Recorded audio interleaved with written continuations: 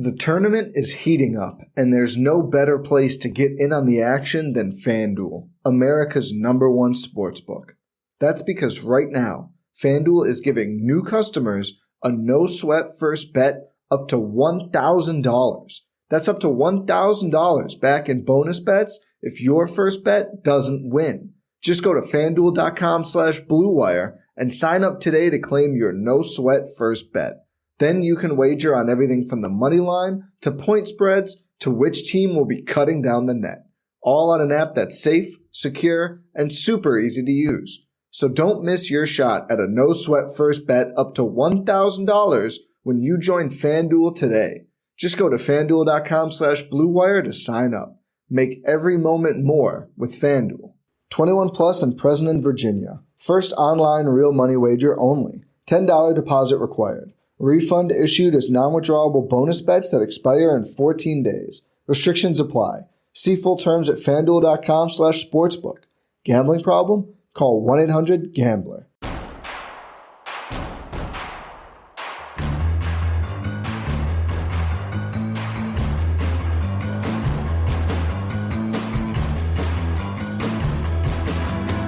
From your favorite source for Chicago White Sox talk, delivering news, interviews, analysis, and more. This is the Sox Machine podcast with your hosts, Jim Margulis and Josh Nelson. Thanks, Rob, and welcome to a new episode of the Sox Machine podcast. I'm your host, Josh Nelson, and it's Monday, April 3rd, 2023, as today is the Chicago White Sox home opener as the San Francisco Giants come into town from New York.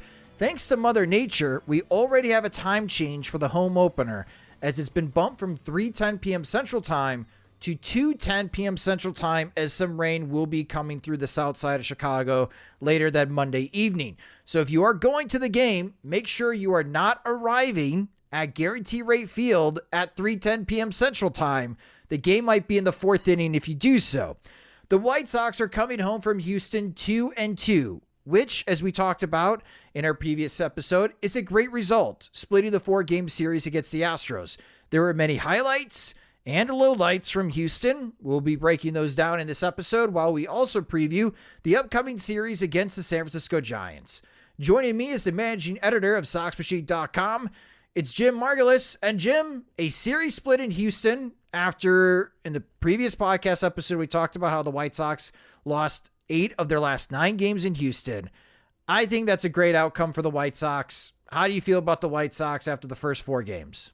I would say it's a good outcome, not a great outcome, just because they could have won 3 of 4, or they could have won, basically, they could have swept had they played their cards a little differently. Like, obviously, the Astros are the defending champions, so you can't assume a sweep. You can't assume that every early lead will hold up, but I'm not sure you can say they outplayed the Astros, but I would say if you're counting the innings in which the White Sox outplayed the Astros, you would say, yeah, they outplayed them.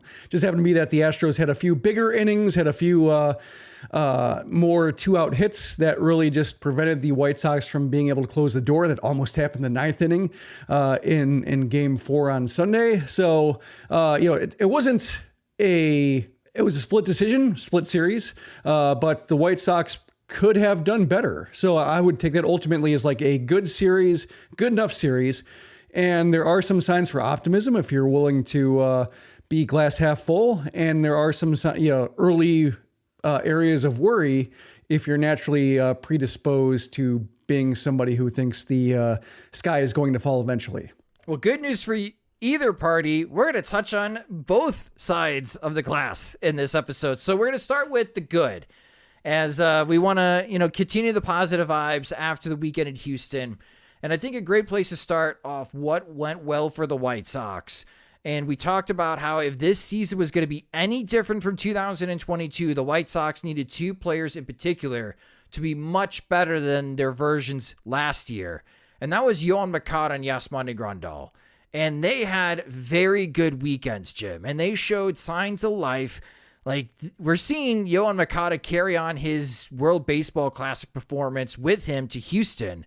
And Yasmani Grandal looks re-energized, as he even did, I thought, a pretty good job blocking behind home plate as well. He was moving better. So they both look like they're healthy. Moncada and Dusty Baker, the Astros manager, gave Moncada a lot of credit, saying that we could not get this guy out. Moncada was 8 for 18 against the Astros with 3 doubles and 2 home runs, so 5 extra base hits and 4 RBIs. Yasmani Grandal was 5 for 12 in the series with a double and a home run. That home run tied the game on opening day, and that was late. The White Sox needed their bats to come alive in 2023, Jim. After the first series, they are most definitely alive. Yeah, I think Moncada's where it starts, just because like when he got thrown out at third, trying to stretch that double into a triple, and because it was ESPN, because it was just I think partially these new broadcasts dealing with the pitch clock and the constraints, like we didn't get a good replay of just what exactly, he was picking up, what the timing was in terms of like where he was when Kyle Tucker picked up the ball. But like he was running hard out of the box. He went hard in the third, was barely thrown out, got up and returned to the dugout with no, at least that I could see based on the camera angles, like no real wincing, the energy was there. Even after the game, Grandal said like, I want our players to be aggressive. There's a line to mind in terms of just being reckless, but in terms of like being thrown on a bang bang play where you're running hard out of the box and running hard all the way through second, rounding hard, going in hard to third base, like he said he would take that error. And to me, like just the fact that he had those legs in the first place made me think like, oh, this is World Baseball Classic Moncada. This is a guy who's just not afraid to exert himself. And then, just the power started picking up. The, using the Crawford boxes was nice. Like it's, whenever somebody, a left-handed hitter especially, hits a cheap homer to right field at guaranteed right field, I was thinking like, why are they using the White Sox park against them? Like that seems unfair. And then when you see like a couple shots go in the Crawford boxes, like, yeah, that's what you want to see. Like if you're the White Sox doing just exactly that, just redirecting the ball 330 feet in like 2 rows up into to where the Twitter account Would It Dong says it's the only park it'd be counted as a homer in. Like that's what you want to see, like when you have a weird park like that. So yeah, I mean, like great early returns, and just the physical tools seem there. Like he's getting the bat around on fastballs, pulling the ball into right field. He's running as hard as he can and doing that over and over again, smiling in the dugout, matching his hydration bottles to his armor and his like wrist padding. Like he's got everything going right now. Right, the neon green cleats with the neon green body armor. Opening day, it was yellow cleats with the yellow body armor. As you touched on the watch party that we had on opening night, it's nice to see some color when the White Sox are wearing their road grays. Speaking of the opening day watch party, that was by far and away our largest watch party ever on playback. So thank you guys so much for participating. We'll be having another watch party. We'll be having a few in the month of April. We'll let you know when the next one's coming up. But thank you to everyone that joined with us. Over 100 people consistently were with us in the watch party on opening day. That was a lot of fun. Yasmani Grandal, we knew and we speculated while watching him perform in spring training that the shift ban could benefit Grandal. And I think some of his hits that he had in this series, Jim, very clearly demonstrated in how the shift ban is going to assist Yasmani Grandal, at least picking up on some more singles. And for him to go 5 for 12 in this series, especially batting towards the bottom part of the lineup here, he's getting these rallies continuing here. It just seemed like from the White Sox, unlike the Houston Astros lineup, where when you got to the bottom part of the lineup because of injuries, you weren't afraid of them. They were doing a good job in drawing up the pitch count, and they were doing a good job of getting on base via the walk. So I'll give the Astros part of the bottom part of the lineup that credit. They were finding ways to get on base, but they weren't scaring you as far as putting the ball in play. Here, when you got Grandal hitting the way that he did, and the way Moncada was hitting as well in the middle of the lineup, it seemed like White Sox could at least build up a continuous attack through the lineup. And Grandal is a big part of that. Yeah, I just think the drawback is like when Grandal hits singles and he has to run 270 feet. And we saw that come up with just, a double, not being able to score him. Him and Andrew Vaughn going back to back in the lineup, I don't necessarily like, because it seems like the base paths get a little bit stationary. But yeah, I mean, like he was moving better. I think it allows him to get his better swing off when he knows that he can, if he pulls the ball on the ground, it still might go through.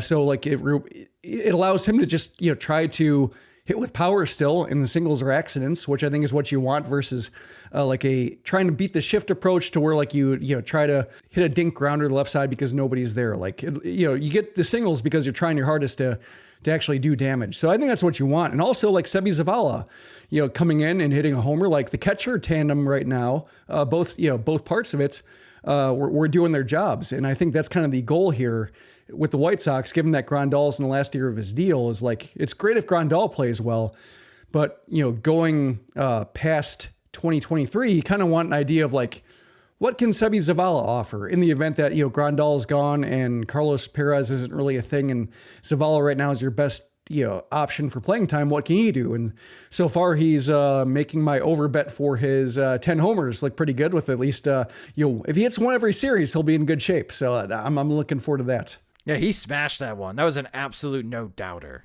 The brick wall stopped it at 389 feet. That would have easily went 400 plus at Guarantee Rate Field. That was not a cheapie for Sebi Zavala. Also a shout out to Tim Anderson leading off for the White Sox. He was 7 for 18 in the series. He had 3 straight multi-hit games. He had a hit in every single game in the series. He had 2 doubles, 2 walks. That's what you want to see from your leadoff hitter for the White Sox lineup. So that's the good part offensively. Moving over to the pitching side and the White Sox starting pitching, this is where I had a concern when we talked about and previewing the series that I did not want to see the bullpen take on 20 innings of this series over 4 games. Well, the White Sox starters eased that fear. They were fantastic. Starting with Dylan Cease, 10 strikeouts, no walks. Dylan Cease, 10 strikeouts, no walks over 6 1/3 innings. He allowed 1 earned run, which was actually scored off an Aaron Bummer wild pitch, so he wasn't in the game for that. Lance Lynn had one of his best outings in Houston in a long time, 5 2/3 innings, 3 hits, 2 earned runs allowed, 6 strikeouts, 4 walks. Lucas Giolito was getting babbed to death in the first inning, but he recovered very nicely to go 5 innings, 5 hits allowed, 3 runs, only 2 earned, 1 walk, 6 strikeouts. And Mike Clevenger went 5 scoreless innings against Houston, only allowed 3 hits, walked 3, and he struck out 8 as he was able to maintain his fastball velocity. The White Sox starters covered 22 of the 36 innings in this series. They had a cumulative 2.05 ERA, a 0.95 whip, and a 167 batting average against them. Jim, that level of performance from those 4 starting pitchers, or just the overall starting pitching unit in a series, that will work almost every series the White Sox play. Pretty much. Like, I think you just want to see one more inning, like, going 5-5-5-5, or, in like, Lynn's case, not being able to close out the 6th. Cease, I imagine like a couple starts from now, Cease will be able to finish the 7th inning with the kind of stuff he was throwing. It just takes a little bit of time to build up. But otherwise, yeah, I mean, they were attacking the zone for the most part. Like, Clevenger got away a little bit with rocky control, like 3 walks. He also plunked 2 batters. So like, there's a fair amount of traffic on the base paths, but he did have the fastball velocity, as you mentioned, which allowed him to keep it simple and be fastball slider and get through it, which is basically his most direct path to being his old self again. So yeah, that worked out as well. So far so good. We'll see if Michael Kopech can maintain this streak, or whether he has to buy everybody beers because he only throws 3 1/3. Going by bowling rules. We'll see how it goes. But I mean, like, that's for the opening series and seeing some of the line scores around baseball, just of early implosions and some pitch clock struggles. And JT Real Muto said that he was out of breath, catching back there and trying to manage the Philly stars. Like, there have been some early crises in some games, just with pitchers laboring early and then just still not being able to slow themselves down. And we saw that happen with Reynaldo Lopez late in the game on Sunday. But the White Sox were able to pretty much avoid that entirely and kept it pretty simple. Yeah, as a unit, the White Sox starting pitchers had 30 strikeouts to just 8 walks against the Houston Astros. This is a Houston Astros team that's very difficult to strike out. They pride themselves in not striking out that often and creating a lot of stress on starting pitchers to work into deep counts. And all four for the White Sox, Cease, Lynn, Giolito, and Clevenger did a fantastic job. Just kind of running down the list on things that impressed me. Cease, that curveball. My Lord, Jim. We talked about it during the watch party. The fastball and slider are elite pitches. That curveball is borderline unfair for hitters. That 6 mile per hour difference between his slider, and because on the ESPN broadcast, you had the umpire view. So you got these great looks of Cease with his strikeouts and seeing the difference between the slider and curveball. You don't have a prayer as a hitter. No matter what video and scouting reports that you have, you don't have film of Cease's curveball.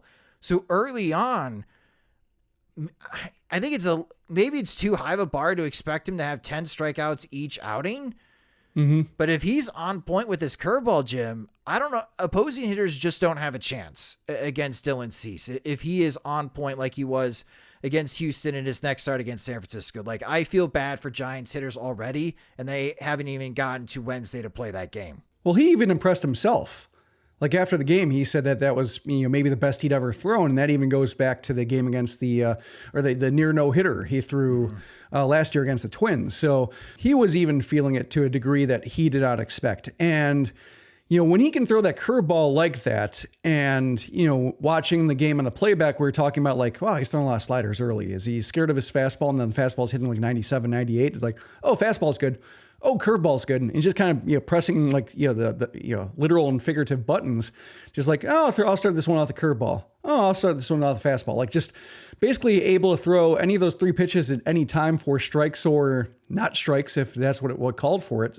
And the changeup, which I've always felt is kind of a novelty pitch, like a 20 mile per hour difference. And I always expect to get clobbered and never quite does. Like, I think he knows he's riding a fine line with it, and so he never really stresses it too much. But that wasn't really, he didn't give that any consideration at all just because the other pitches were so good. So, yeah, I'm not sure whether he can, summon this form with any regularity because it's, if it's the best he's ever looked, like, is that something that happens once a year in terms of having all three pitches at his disposal, whether for strikes or, very good misses.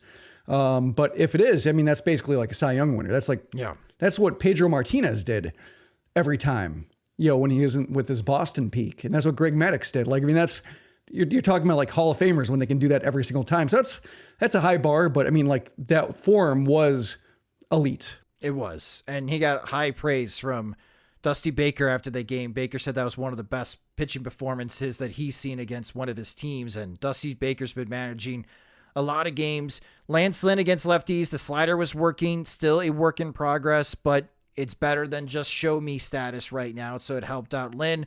Giolito, the slider, that was the best that the slider has looked at a long time for Giolito. And the fastball velocity, he was hitting 94 miles per hour frequently. So the weight loss, I think, helped. Giolito looked more like himself. The Astros, the exit velocity numbers in that start, it felt like Giolito was facing the Cleveland Guardians. Like, they were not hitting him hard in the first inning. Nothing registered as hard hit contact.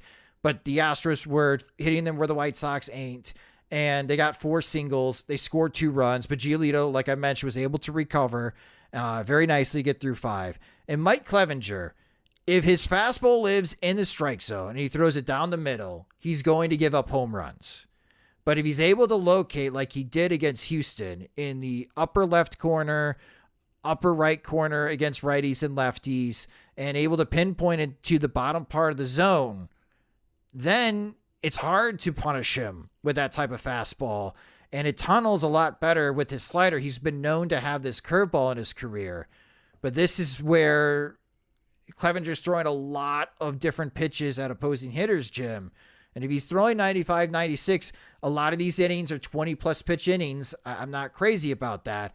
But if he is going to be like this 4th or 5th starter for the White Sox, and if he's going to go 5 innings in each outing, I guess you accept the fact if he's going to go scoreless in those 5 innings and strike out 8, that is an acceptable result. We're talking about like a 4th, 5th starter. And really, when it comes to that role, It's more about health, more about being able to take the ball, able to give 5+ innings, 6 innings, great, but 5 innings, being able to turn the calendar over without a disaster occurring and wasting the bullpen is really paramount. So I think he was fine. The results are better than fine, but in terms of just the mild inefficiencies and the little bit of wildness, I think like his misses were good in terms of like limiting damage. Which I think is what you want because as you mentioned, his fastball kind of got crushed last year, especially as the season went on. So Alex Bregman, 0 for 16 with 7 strikeouts this series. The White Sox worked him over. I think Dylan Cease broke him. Maybe. That'd be cool. Or Marky Mark did.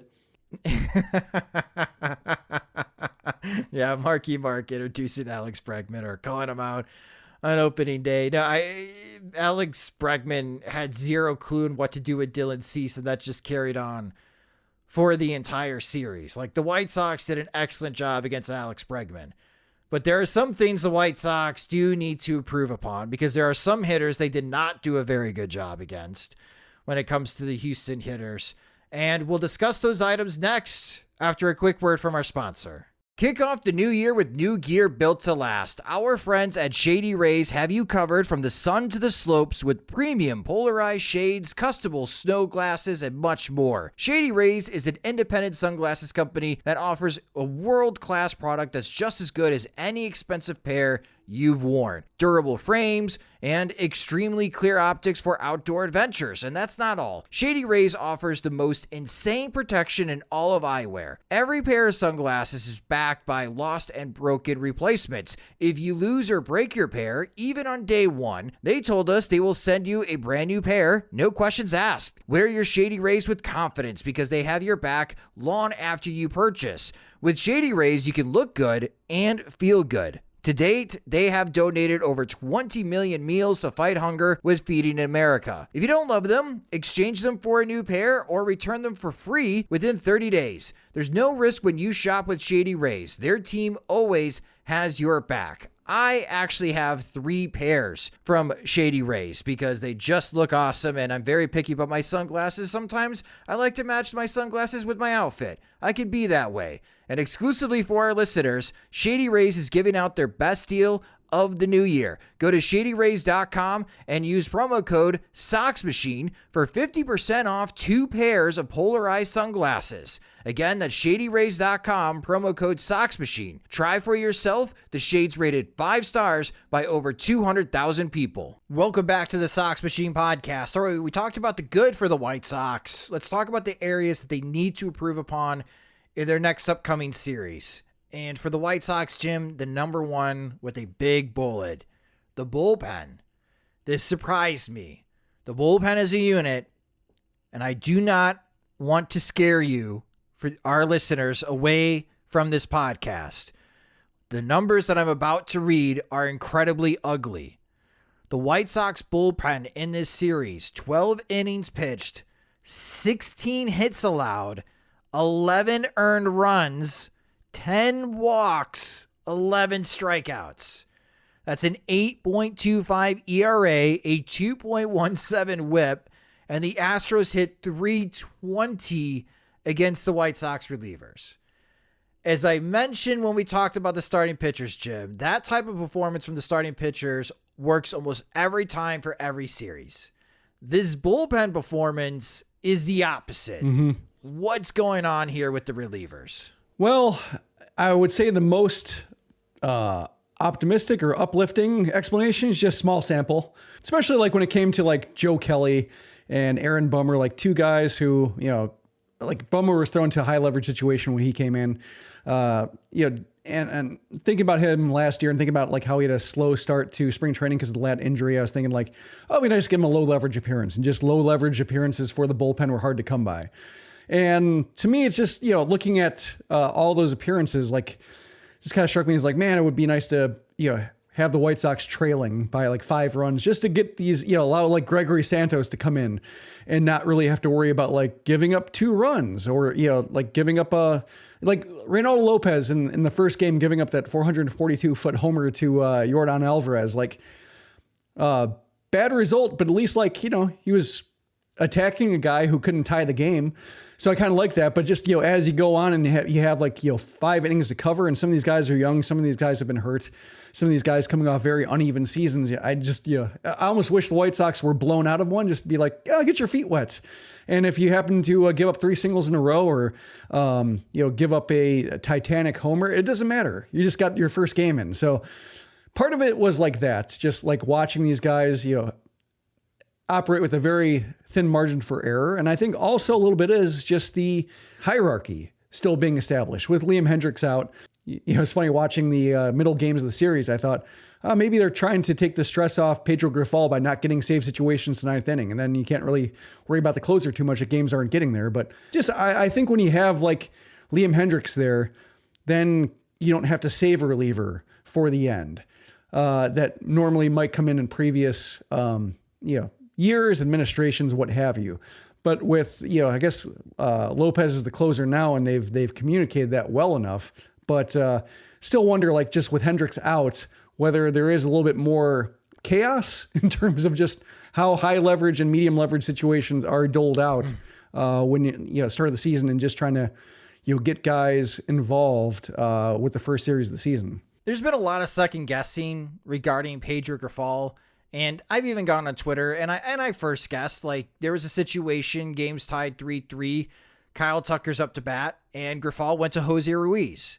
And I like that move because, as I saw in the World Baseball Classic, that's how Venezuela used Ruiz. He's got this powered changeup that's 90-91. It was able to get Juan Soto out in a really critical spot between Venezuela and the Dominican Republic. Let's see if it works here. And on a full count changeup that fell off the table below the strike zone, Kyle Tucker hit it at an exit velocity of 71 miles per hour, and it landed softly, like he couldn't throw it any better to right field to land for a single. And Ruiz ends up losing that battle. The Astros take the lead. Ruiz gets off kiltered, and he starts the next inning, gives up a couple more base runners, and he doesn't look good. And there's a lot of White Sox fans that don't have confidence at all in Jose Ruiz in high leverage situations. And my retort to that is, who do you have confidence right now? Because as you mentioned, Jim, Alex Bregman was not very good against the White Sox. The White Sox do not have an answer right now against an elite left-handed batter in high leverage situations. Yordan Alvarez and Kyle Tucker, I didn't even bother looking up the stats against the White Sox bullpen because I feared like their batting average was 1,000. There was just no way the White Sox got those guys out unless Luis Robert made a Superman catch out in center field. Yeah. They just did not have an answer for Alvarez. They don't have an answer for Tucker. I do not know what Jake Diekman's role is in this bullpen if you can't count on him to get lefties out. And I know they have to be careful with Aaron Bummer because of the whole lat situation. That's what worries me moving forward is, yeah, the ninth inning shenanigans with Reynaldo Lopez, that does scare me. But you got to get to the ninth inning. It's hard to get to the ninth inning when you got runners on first and second. And let's say this upcoming series against the Giants, which we'll preview in a moment, Jock Peterson's coming up to bat. Who are you calling out of the bullpen to face Peterson? And as of this moment, I've got no clue, Jim. I don't know how Grifol could have any confidence with what he saw out of Houston from these guys. Like, no one covered themselves in glory against Houston. Yeah, I think if I were to go back and look at the pitcher switches, I think I'd really only have qualms with using Kendall Graveman on back-to-back days right away. Yeah, rather than fair. like using Joe Kelly for, even though, Kelly had his own, his results weren't great. Just, we know Graveman isn't great on back-to-back days. No real reason to do it out of the gate when some guys haven't pitched yet. So I didn't like that one. Also, like, as you mentioned, Diekman against lefties. Like, I think Diekman is going to get, I don't think he's going to last the season. I feel like we could put going to an make it a over-under. Memorial Day? Yeah, so it's like, it'd be interesting to set like a date. Maybe that's the over-under date on just how long he lasts, just because, to me, that trade was a mistake when it was made. And that's a case where I didn't first guessed it, I guess I would say I second guessed it just because like the day after the trade, as I was writing about more, and I realized like, oh, he's on the hook for next year. Oh, he's like oldest reliever they have. I don't like this at all. So I mean, like I went from like kind of being indifferent to being like, oh no. So I'm not sure if that counts as first guessing or not, but either way, it felt like a mistake that soon to where like he hadn't even done anything, and I was calling it wrong. And, it's one they're gonna have to wear. Like Tanner Banks is there. And even though Tanner Banks is reverse splits, cause his changeup's his best pitcher, he goes to soft stuff. He's probably a better guy to have in this bullpen, than Diekman. But those are the two I kind of look at and say like, I don't, Graveman still on back-to-back days, walking Martin Maldonado for no good reason, flipping the lineup over. The walks were the big concern for me, just, especially against the bottom of the order. Lopez did the same thing against their like Houston's third catcher.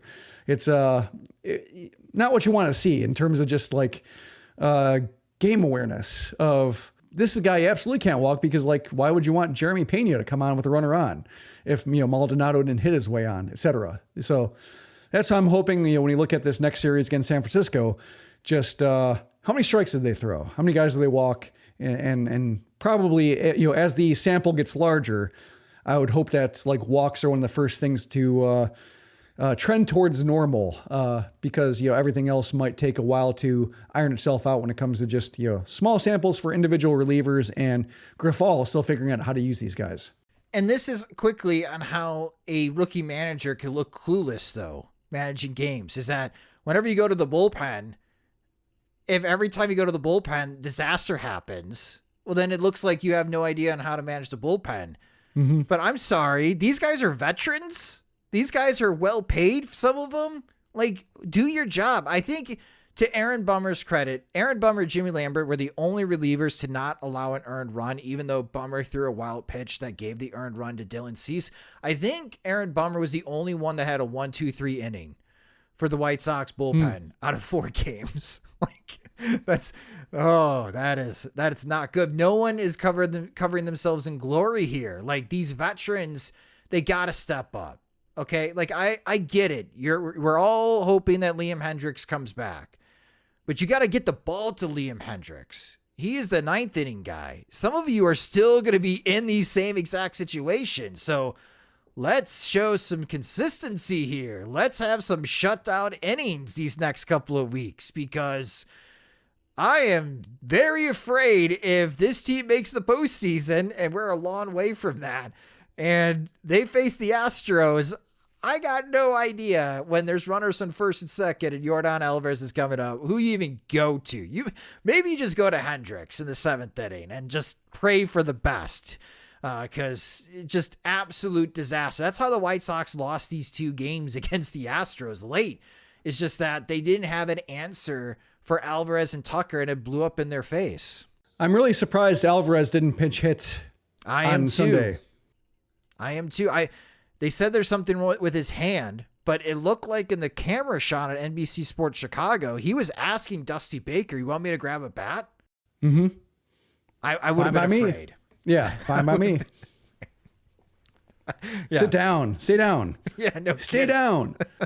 No kidding. I don't even want to talk about... The only thing I want to talk about in the 9th inning of the game that the White Sox won on Sunday, I don't even want to get into the disengagements and just how it looked like Ronaldo Lopez was having a meltdown, not having a meltdown, just like the new rules were just flustering him. That was one of Luis Roberts' best catches, and he also made a phenomenal catch earlier in the series to rob Kyle Tucker. Poor Kyle Tucker had 2 doubles taken away from him in this series because Luis Robert made a sensational catch at the wall, and being able to run full speed and locating the ball, sliding and making that catch is just world-class athlete body control. Like, it just amazed me that Luis Robert was able to make that catch and probably saved the game for the White Sox. Well, sliding, negotiating, Andrew Benintendi also closing in and leaping over him. The thing that impressed me was that I don't think he needed to slide. I think he slid just to avoid crashing into the wall.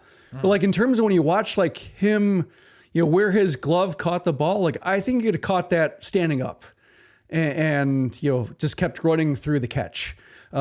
just the speed is back. The elite speed, like 30 feet per second. He did that with his infield single in the opening game. He was able to go to right center, as you mentioned on Tucker, go to left center with that catch. Tucker, I think it was Andrew Benintendi, right? He robbed with a catch the wall in right field. So it's like Robert took that personally, and just like if I can, if you take one of mine, I'll take two of yours. It's kind of how I had that approach with Kyle Tucker. But yeah, the speed is back, and here's hoping it stays, because that makes all the difference in terms of him being like an elite outfielder versus him being an okay center fielder, which is basically what he's been the last year or two. He hasn't been Gold Glove form because he just doesn't have those wheels. And at least for one series, those wheels are back. Yes. So there we go. We followed up a bad bullpen with a good Luis Roberts defense. Let's go to something that I know a lot of people are talking about for the White Sox, and that was the White Sox hitting with runners in scoring position. And if you are aggravated with what you saw over these 4 games, I don't blame you. The White Sox had the most at-bats with runners in scoring position the opening weekend of Major League Baseball. They had 47 at-bats with runners in scoring position in 4 games, Jim. Good news. They had that many opportunities. That is great. They were 11 for 47. That's a .234 batting average. They had 6 doubles, a home run. They drove in 11 runs in those situations. They walked only once, and they struck out 16 times. They really need to focus on getting the ball into play. They got to really cut down on the strikeout total. Even worse, bases loaded. What is going on, guys? 0 for 10 with 6 strikeouts with the bases loaded. And poor Oscar Colas in the win for the White Sox on Sunday, bases loaded, nobody out. Here's a prime opportunity, struck out. And then Elvis Andrus doesn't do anything. And it's just, these are great opportunities to get cheap RBIs, guys. You just got to put the ball in play. And the White Sox go 0 for 10. The White Sox had the most at-bats with the bases loaded in Major League Baseball over the weekend. And if you want to circle and go back to the beginning of the show where Jim said this was a good result because they had a chance to win this series, Jim, this is what you circle and why the White Sox only won 2 games in Houston. They had plenty of opportunities to score more runs against the Astros. Give the Astros pitching credit. They make it tough at times, but the White Sox have to fare better, and they got to do a better job with bases loaded. Yeah, no, it's a case where when you're trying to figure out like what exactly went wrong there, it went wrong for a lot of different reasons. Like Oscar Colas getting worked over inside. To his credit, like he started figuring that out by the end of the game. Like his first 2 at bats, they were pounding him in. He was trying to get his A swing off, which, Chris Johnson likes to talk about, like A swings and, your best possible swing to do damage. He was trying to get it off and they were just not letting him. By the, 3rd and 4th at bats of that game, like he was bringing his hands inside out in the ball. Like he got a dink double inside third base, got an infield single. Like he responded to how they're pitching him and the results started being better. Like he came through with like one of the hits with runners in scoring position. So like, some of it's rookie inexperience.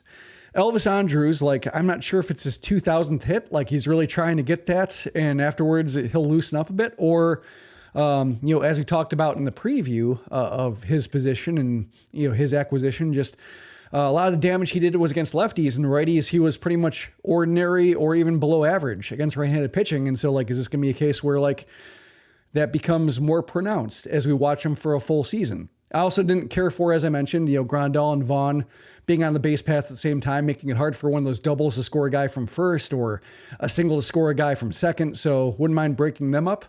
And then just, Tim Anderson failed to come through once. Eloy Jimenez had a really rough first game, bounced back in the second game, but, he had some bad at bats where like he was like, not anticipating fastballs and swinging through them when they're like basically center cut. So I think probably, some of it's inexperience, some of it's weaknesses against right-handed pitching still. Some of it's probably first series of the season, getting up to game speed, getting sequenced against, teams trying to get you out and counting for their regular season stats. And some of it should, I think, bounce back, towards normal. And right now the key is just keep getting those RISP situations, because like that's not a bad thing to have such a high denominator. So keep that denominator up, and hopefully the nominator starts looking, more in the lines of like average, because if you're average with that many chances, you're doing great. Yeah, if you average 12 at bats with runners in scoring position each game, you have a chance to consistently score 5, 6 or more runs in a game. Like, yes, continue to do that. That's the good news. You're getting yourself into scoring position. They just have to execute with runners in scoring position. And as Jim mentioned, they did a poor job. Elvis Andrus was 0 for 7. That's not helping my stake bet. Luis Robert was 0 for 6 with runners in scoring position. Eloy, he had a rough first game, but he ended up going 3 for 7 in the series with runners in scoring position. Oscar Colas and Yoan Moncada went 1 for 5. So even though Moncada had a great series, he was just 1 for 5 with runners in scoring position. You want to break him up in the lineup, and I totally understand, but Andrew Vaughn was 2 for 3 with runners in scoring position. Yasmani Grandal was 2 for 4 with runners in scoring position. So both of those guys, even though they had limited opportunities, they did come through more often than not for the White Sox with runners in scoring position. It's a bit of a sequencing thing, because your number 9 hitter was tied for the team lead with runners in scoring position at bats for this series with Elvis Andrus, and Eloy is your cleanup hitter. And so that was an interesting thing when looking at the numbers. But also the Houston Astros, they're having the same conversation, Jim, because they're not covering themselves in glory either with runners in scoring position. They were 11 for 44 with runners in scoring position this series. They did a better job than the White Sox with the walks. They had 6 walks in these situations to the White Sox 1, but they also struck out 13 times, and they only had 12 RBI. So down in Houston, they could say the same thing. Like, we had opportunities too, and we did not convert, and hence you have a series split. So again, maybe I'll go a little too far to say it's a great result the White Sox split at Houston. I think it's a great result because of just, this is the house of horrors for the White Sox in recent years. And for them to walk out of Houston, play at an energy level we have not seen from this team in a bit. We definitely did not see it in 2022. For them to come from behind an opening day and be able to get that game late and be able to handle their business on Sunday and get themselves in a position to still win on Friday and Saturday. They went toe-to-toe against the defending world champions, even though they're not 100%. That's still a very good team the Astros have on their home turf. That's a thumbs up. And I think White Sox fans should feel pretty positive heading to the home opener, Jim. Yeah, I think that's really, we didn't want to see 0-4.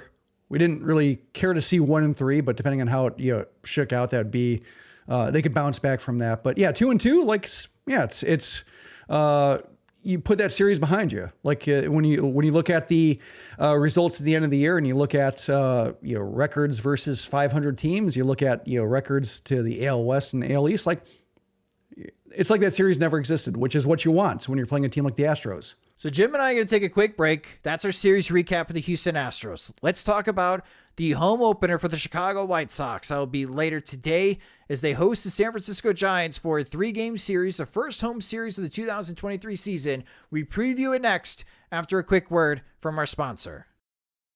Welcome back to the Sox Machine podcast as we now preview the upcoming series for the Chicago White Sox as the San Francisco Giants come into town. This is a benefit of the balanced schedule as the White Sox will now play every National League team, and they play the Giants early as the White Sox last year in San Francisco shocked us and swept the Giants in San Francisco.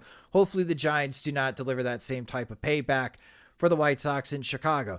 The Giants ended up losing 2 out of 3 in the Bronx against the New York Yankees. And for the White Sox, the pitching probables on Monday. Again, this is a 2:10 p.m. Central Time start. Michael Kopech is making the start.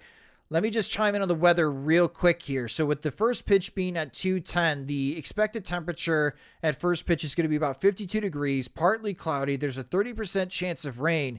And it's about 30% chance of rain until about 6 p.m. Central Time in Chicago, where that'll increase into 50% chance. 7 o'clock is when we are expecting rain in Chicago. There's a 90% chance of rain to hit Chicago at 7 p.m. Central Time on Monday. So something to monitor here as we record this. Things obviously could change with weather, as we have seen some volatile weather systems come through the Midwest and in the South these last few days. But that is what the weather is looking like for opening day for the Chicago White Sox. So Michael Kopech, he may get a little sprinkle here and there during his start, but again, that's the reason why the start time has been pushed up to 2:10 p.m. Central Time.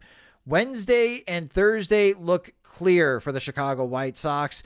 Wednesday could be a high of 67 degrees, and Thursday's looking to be about 52 degrees and sunny. Dylan Cease will take the ball on Wednesday. He'll go up against the Giants ace, Logan Webb. And on Thursday, Lance Lynn will make his second start of the season against Alex Wood, a left-hander for the Chicago White Sox. The thing about the Giants that you need to know about from their opening series against the Yankees, in 3 games, Jim, the Giants struck out 41 times. And they were 19 for 98. That's a 194 batting average against starting pitchers I did not know existed for the New York Yankees. They even had a rookie make the start on Sunday. Obviously, Garrett Cole had an outstanding start.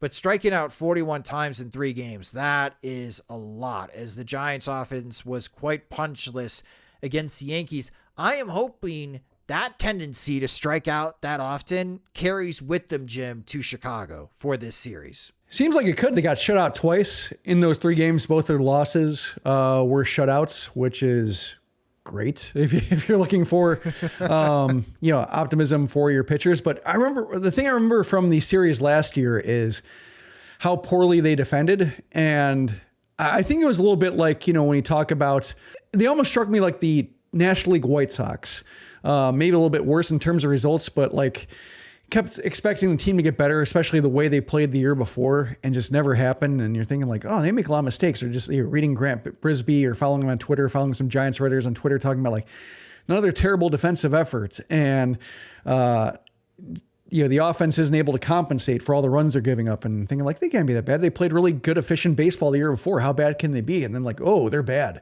This team does not function as a team, and they have some hard decisions to make. So, that was a pleasant surprise last year when the White Sox swept them, and just a pleasant realization that, the Giants are a team that will help you beat them. And so I'm hoping, when seeing them this soon in 2023, that will carry over in terms of like being a team that doesn't play perfect baseball. And, whether it's the strikeouts, whether it's errors, whether it's just, seeing the back end of the rotation, because they only played 3 games against the Yankees, whereas the White Sox played 4. So the White Sox turn over the rotation quicker than the Giants do.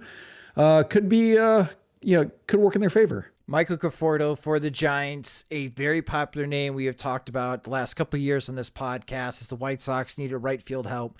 Went 1 for 12 against the Yankees with 6 strikeouts. Jock Peterson did hit a home run, but he was 2 for 11 in that series with 5 strikeouts. Brandon Crawford hit a home run. He was 3 for 11 in that series. He also had 5 strikeouts. So the Giants, they got some left-handed bats here in this lineup against the White Sox righties.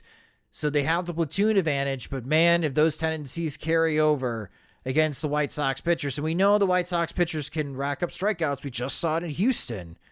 If you're a betting man like myself, take the over on strikeouts for the White Sox starters, maybe in this series. And it starts with Michael Kopech. We are watching him for the first time in 2023, Jim. Spring training, very unbalanced for Michael Kopech. Sometimes he looked great where you have 3 perfect innings. Other outings, he's good for an inning, and then the fastball velocities ranging from 91 to 94 miles per hour. I don't know what to expect, so I'm going to ask you, what are you expected to see from Michael Kopech for the home opener? I also don't know the specifics of what to expect, so overall I'm expecting like kind of how he looked during the second half of last year, where his fastball wasn't always sizzling and he had to scratch through innings in a whole bunch of different ways, using his slider more. He's been trying to use his changeup more in spring training. Like, we could see him scrambling a little bit. I'm hoping there's like a little bit of a Mike Clevenger thing to where, that's a bad combination of words.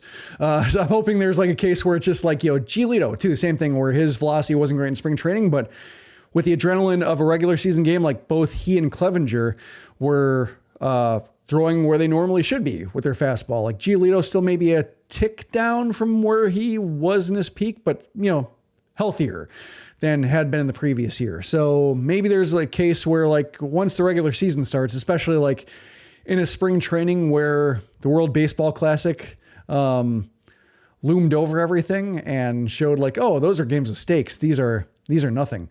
And we need fans in the seats, and we need three tiers in the stadium to really access our best stuff. Like I'm hoping that's the case with Kopech, because the spring was really iffy, but I'm going to be watching his StatCast data pretty closely, not only in the first inning, but just to see like if he does come out throwing 95 to 97, does that stay? Or does it drop down to 94, 93 in the third, throwing 91, 93 through innings 4+, like that's kind of what I'm worried about. Like even if it comes out hot, can he sustain it? Because that was an issue as well. When he did have his best velocity, it didn't last long. Yeah, if he can go 5 innings, and if he has 6 strikeouts to 1 walk, and let's say he gives up like 2 runs, I think that's great for Michael Kopech in his first start. If he doesn't get through the 4th inning, as we talked about with the bullpen, that's when I'm going to start getting worried. And hopefully the bullpen pitches a lot better for the White Sox against the San Francisco Giants. You got to punch this offense coming from a bad series out of the Bronx against a bullpen that allowed way too many base runners. So we'll see who improves better between the Giants hitters and the White Sox bullpen. But for Michael Kopech, I think the goal again is 5 innings. Can he get through 5 innings for the White Sox? And what do those 5 innings look like? Because I think Cease and Lynn are going to eat. They're going to feast against the Giants lineup in the next 2 games. So I think Kopech here could be the difference between the White Sox winning this series, winning 2 out of 3, to maybe they could sweep the Giants. We'll see.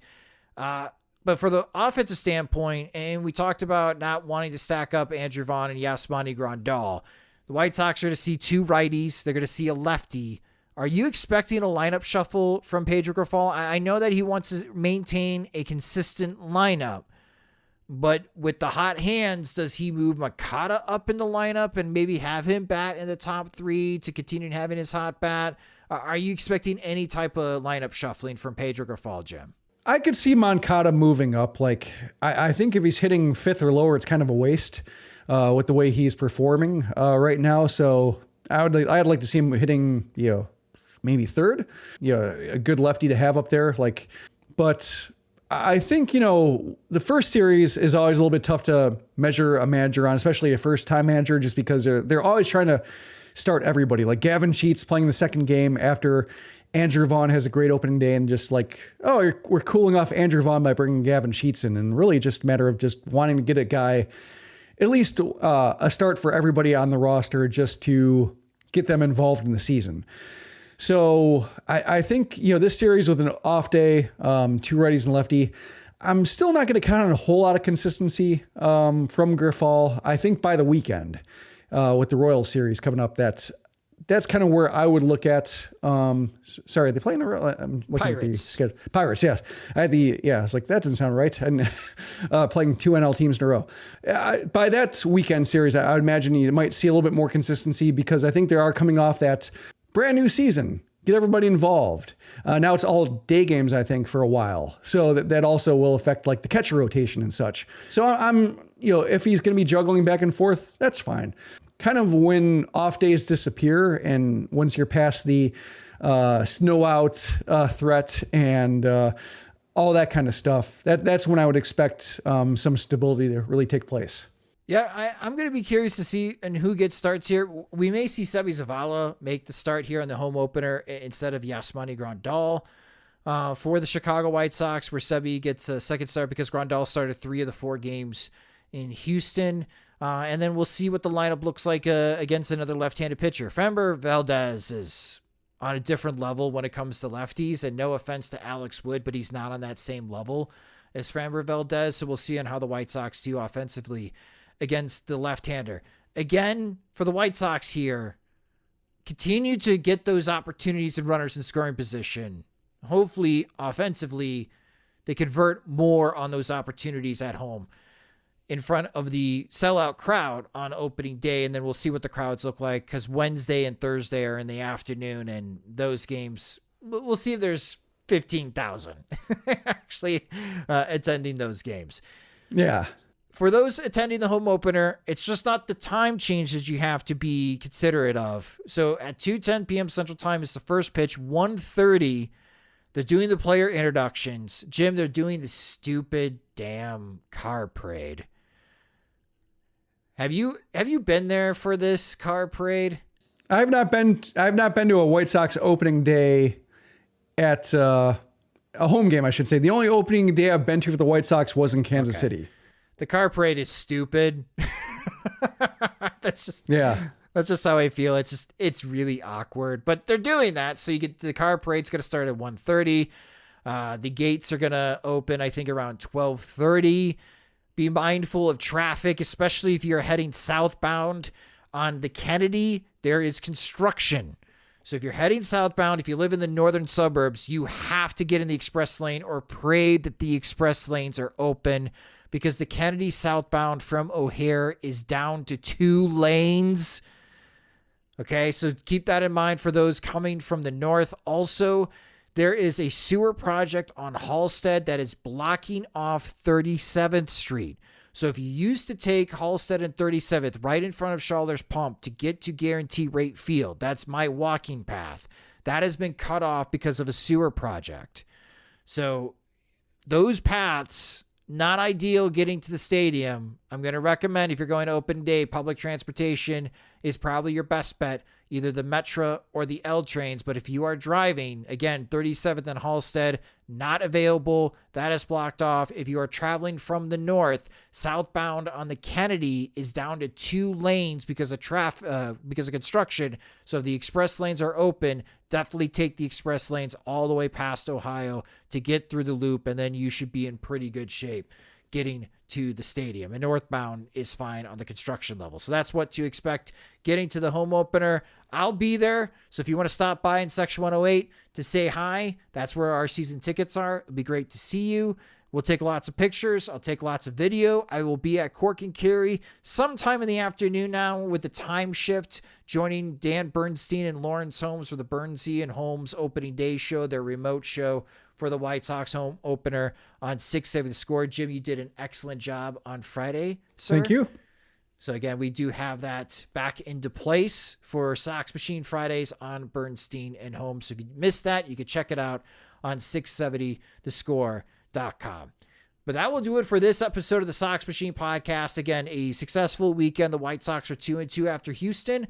And then we'll have Sox Machine live Thursday night to recap what happened against the San Francisco Giants. We will also have the White Sox wake-up call. It's back this week. We'll be recapping each game of the White Sox. And you got White Sox minor league action going on. We got the Charlotte Knights into play, and the rest of the White Sox minor league affiliates start play this week. Make sure to subscribe to the Future Sox podcast to listen to Mike Rankin and James Fox break it down. Also, Jeff Cohen, the correspondent down in Charlotte, joins the show. So if you are not subscribed to the Future Sox podcast, you can subscribe to the Future Sox podcast wherever you listen to podcasts. So if you want more content from us, you're getting it, baby. It starts this week as we are in full swing. But that will do it for this episode of the Sox Machine podcast. Thank you guys so much for listening. If you just discovered the Sox Machine podcast, you can subscribe to the show wherever you listen to podcasts, such as Spotify and Apple Music. You can also listen and watch the Sox Machine podcast on our YouTube page at youtube.com/Sox Machine. You can follow us on Twitter at Sox Machine. You can follow me on Twitter at Sox Machine_Josh. You can also follow us there, the same tags as well, on Instagram if you want to check out our opening day photos and videos. If you enjoy our work and want more, you can help support us over at patreon.com/Sox Machine, where our Patreon supporters get exclusive content. They get ad-free versions of both the podcast and website. And when we have new Sox Machine swag, you're the first ones to receive it. Monthly plans start at $2, or you can save with an annual subscription. Again, you can sign up at patreon.com/Sox Machine. The Sox Machine podcast is a production of SoxMachine.com, your home for all things Chicago White Sox baseball and part of the Blue Wire Podcast Network. alongside Jim Margulis. I'm Josh Nelson. Thanks for listening and watching.